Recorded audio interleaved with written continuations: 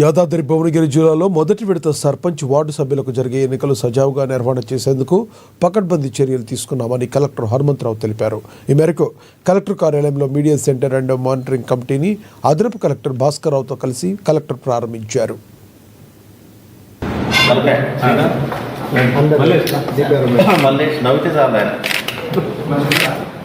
విధంగా మనకి స్క్రూటినీ కూడా సేమ్ ఆ డేట్స్ ప్రకారంగా డేట్ వైజ్ గా ఆల్రెడీ మనకి అన్ని పేపర్లో కూడా మీడియాలో కూడా పబ్లిష్ అయింది. జిల్లాలో ముఖ్యంగా 4 FSTని పెట్టడం జరిగింది. దానిలో భాగంగా బొమ్మల రామారం, ఆలేరు మరియు అదేవిధంగా బీబీ నగర్, పంతగి ఈ 4 ప్లేసెస్ లో మనకి ఈ యొక్క SSTని పెట్టడం జరిగింది. అదేవిధంగా ఫ్లయింగ్ స్క్వాడ్స్ కూడా ప్రతి మండలంలో కూడా ఫ్లయింగ్ స్క్వాడ్ చేయడం జరిగింది.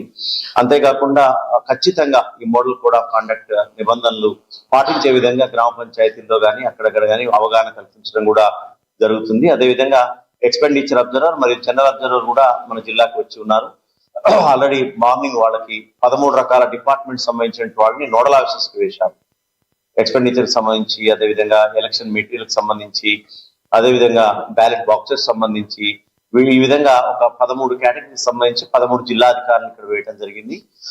డిపిఓ గారు, అడిషనల్ కలెక్టర్ గారు, లోకల్ బాడీస్ వీరందరూ కూడా దీనికి నేతృత్వం ఇస్తూ ముందుకెళ్లడం జరుగుతుంది. సజావుగా జరగడానికి జిల్లా యంత్రాంగం అన్ని రకాలైనటువంటి చర్యలు తీసుకోవడం జరిగింది.